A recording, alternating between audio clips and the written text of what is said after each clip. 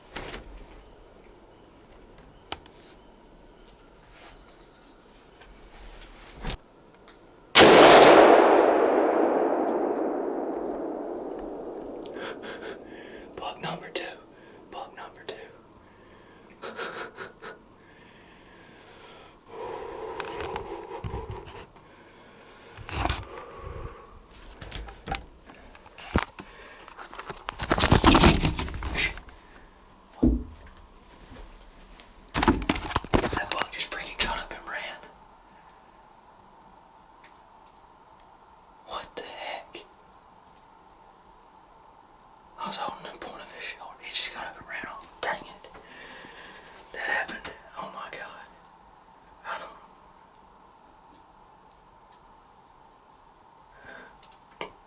I'm gonna give it a little bit of time. I was getting ready to get out. I knew there'd be I figured there'd be a bug come through at some point. Dang. I hope I got him. I can't believe that I dropped him. And I don't know. I was holding right on his shoulder. So, I don't know. But that was awesome. I watched them doves. I watched them spikes run that doe. And then he pops out. It's like I think he's only like a 4 or a 6 point, but he's wide. Got some good mass too. Dang. God, I hope I can find this deer. Alright guys, so it's been probably 10 minutes since I shot that deer. As you can hear the rain, it's got me nervous, but I just don't think that deer could have gone far. I was holding the crosshairs right on his shoulder. I just hate when they run off, especially on a day like this. I thought I may have made a perfect shot. It is the rut. That deer could just be ruddy, but dang. We're gonna give it just a little bit and go back in there and see if we can't find him. I called my dad. I'm trying to get in contact with Cade now in case I need backup, but y'all stay tuned. Hopefully we got buck number 2 on the ground. Hopefully.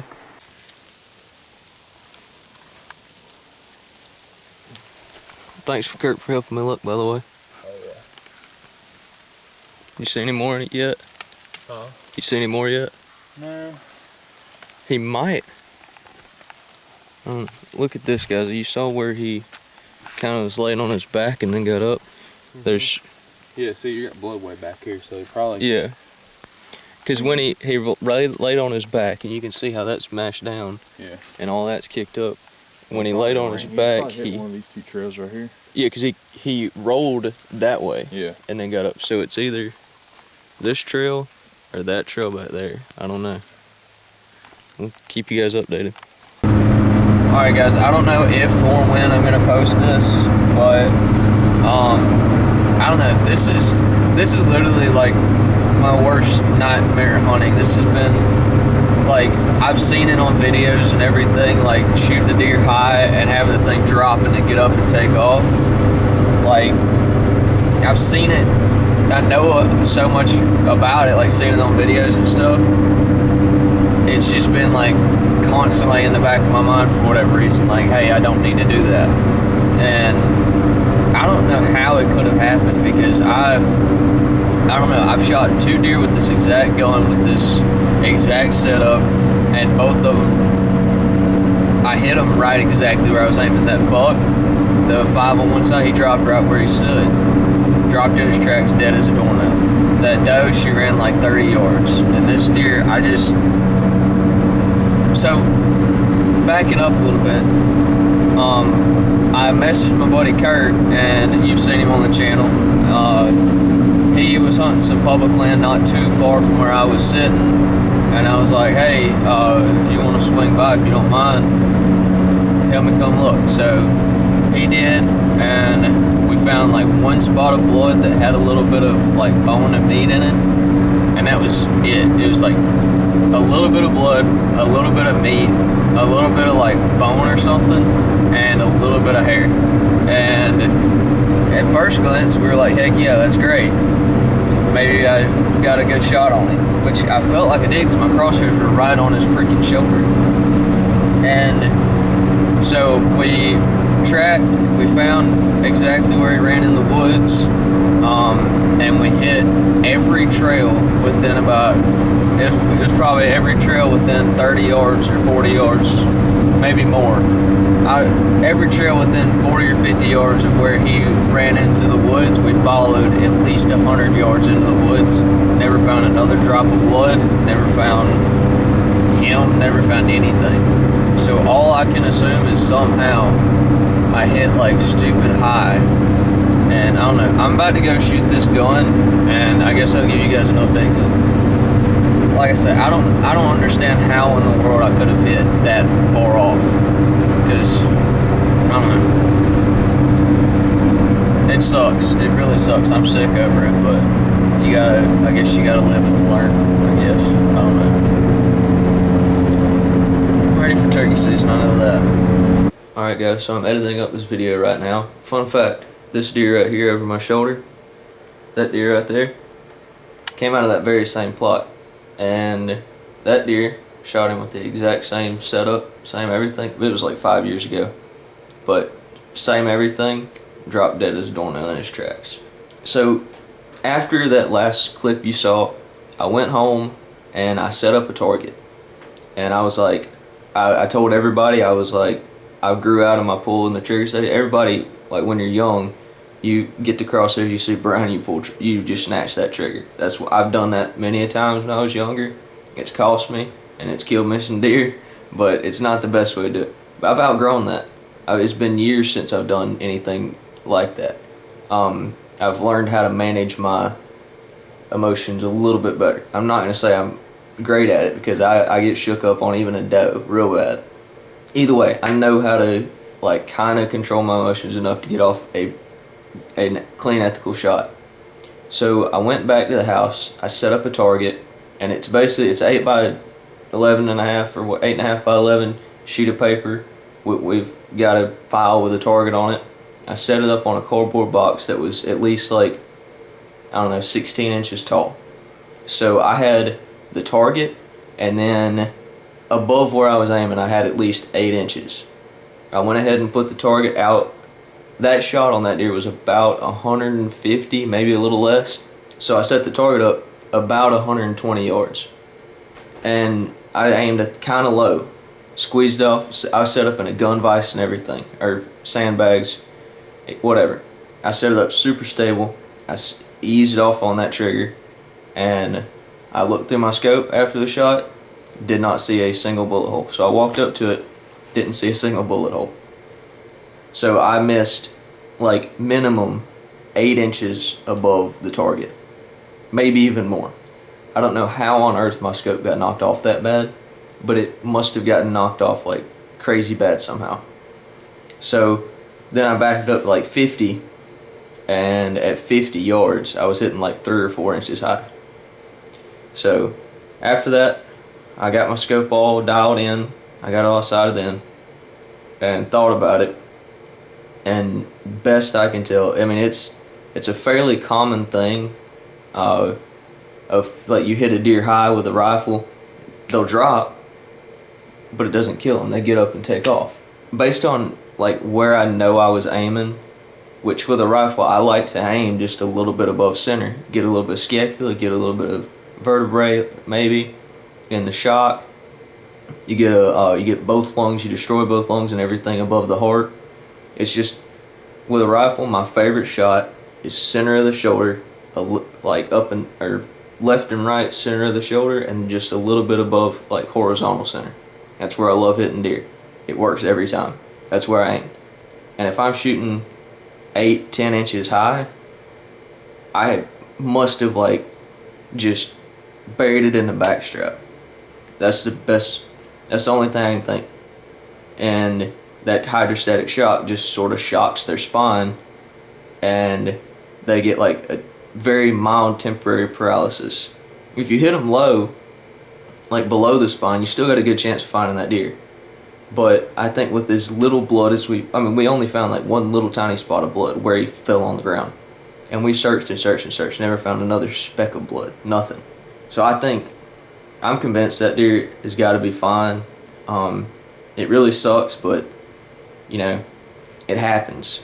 If you're out in the woods, if you spend more than a couple days in the woods every year, even if you spend a couple days in the woods in the year, every year, you're gonna mess up. I mean, things are gonna happen, and it does suck, but the best thing you can do is just learn from it and move on.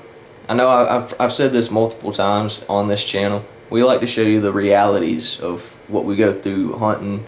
Like, we're blessed that we get to hunt a lot, and we're blessed with the obsession. I don't know, it's a blessing and a curse to being obsessed with outdoors as much as me and Kate are, as I'm sure some of you guys can relate. But there's realities to it, and we're not like we're not a big production. We're not Realtree or Primos or anything. So, which Primos is probably the realest one out there, but we show you what happens. That's the point of this channel. We're trying to learn and we share what we learn with you, and you can learn with us, and we show you what actually happens in the woods. We don't sugarcoat it. We don't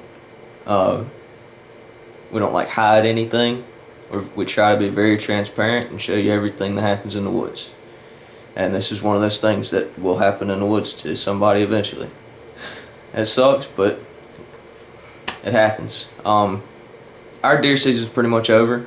I've got one more hunt coming up, one more deer hunt. There's a late muzzleloader season in Florida. I'm gonna go try to get me the first legal buck I see. It's gonna be more of a relaxed hunt than what I usually do.